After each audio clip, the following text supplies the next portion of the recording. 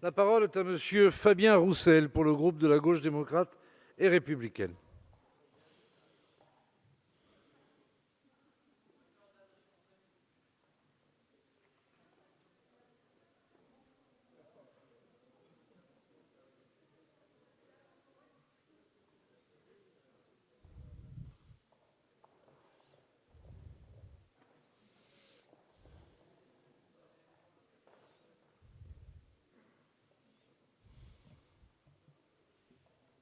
Monsieur le Premier ministre, Mesdames et Messieurs les ministres, mes chers collègues, Monsieur le Premier ministre, la franchise étant mère de fraternité, permettez-moi d'être franc.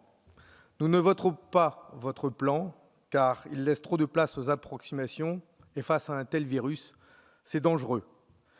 De plus, il renvoie aux régions, aux élus locaux, aux associations, aux chefs d'entreprise, aux enseignants, aux organisateurs des transports, le soin d'organiser le déconfinement, alors qu'une deuxième vague arrive.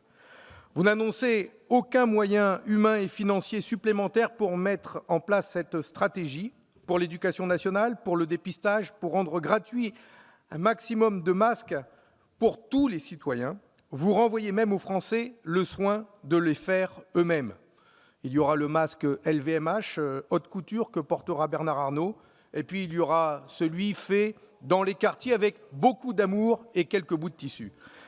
Vous annoncez même que la réussite de cette stratégie reposera sur le civisme des Français. Mais les Français sont civiques, ils sont responsables, ils sont majeurs. Mais que dira-t-on du rôle et de la responsabilité de l'État? Comme beaucoup ici, nous regrettons la précipitation, le manque de moyens qui vous conduit à proposer un plan imparfait, incomplet et malheureusement qui sème toujours le doute. Nous ne partageons pas votre manière de vous décharger sur les maires, sur les entreprises, pour mettre en place ce plan. Vous invitez, vous incitez, vous encouragez, alors qu'il faudrait édicter des règles, organiser, contrôler. Écoutez les élus, écoutez les partenaires sociaux, nous avons le même souci de faire avec eux, mais ce n'est pas leur renvoyer la responsabilité de mettre en œuvre votre plan et vos décisions. La progressivité du déconfinement dans le temps, dans le pays, tout cela, nous le partageons comme vous, mais cela ne s'improvise pas. Vous avez dû tenir compte de la colère des gens, de leurs craintes sur l'école, et nous nous félicitons que les lycées ne rouvrent pas tout de suite.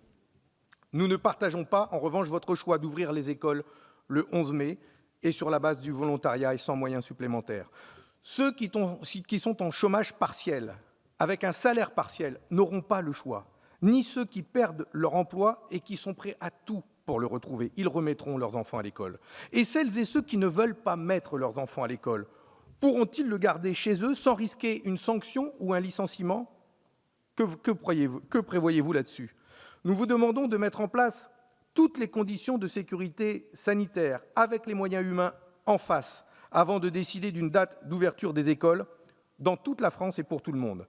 La République doit garantir les mêmes droits pour tous, dans toutes les campagnes, dans toutes les villes, ici et en Outre-mer, et pour tous les citoyens. C'est l'égalité de tous, même face à un virus. Nous demandons un minimum de masques gratuits et aux normes pour chaque citoyen. Nous voulons des prix encadrés.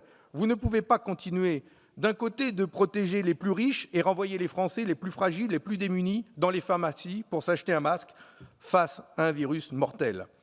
Nous voulons un pilotage de l'État sur toutes ces questions, celle de la production du matériel, celle du pilotage des tests, comme pour celle des brigades de dépistage, que nous souhaitons également.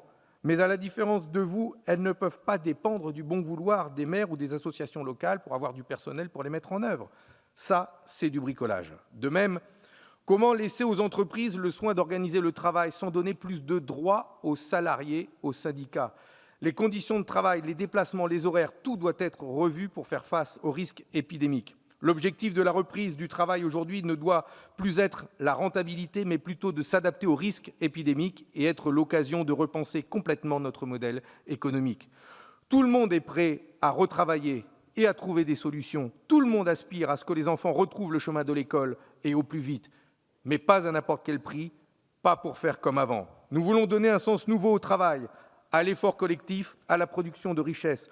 Nous voulons que le déconfinement soit synonyme de sécurité, de confiance, mais aussi d'espoir. L'espoir de bâtir un nouveau modèle économique protégeant chaque être humain du virus. préservant nos ressources naturelles, garantissant notre souveraineté et les valeurs de notre République si fragilisées au cours de ces dernières années. C'est dans cet esprit que nous avons formulé des propositions en tenant compte de la réalité de notre pays, ici comme dans les Outre-mer, où les inquiétudes sont encore plus fortes. Pour toutes ces raisons, les députés communistes et ultramarins du groupe GDR voteront contre ce plan, hormis un ou deux qui s'abstiennent ou voteront pour. Merci. Merci, Monsieur Roussel.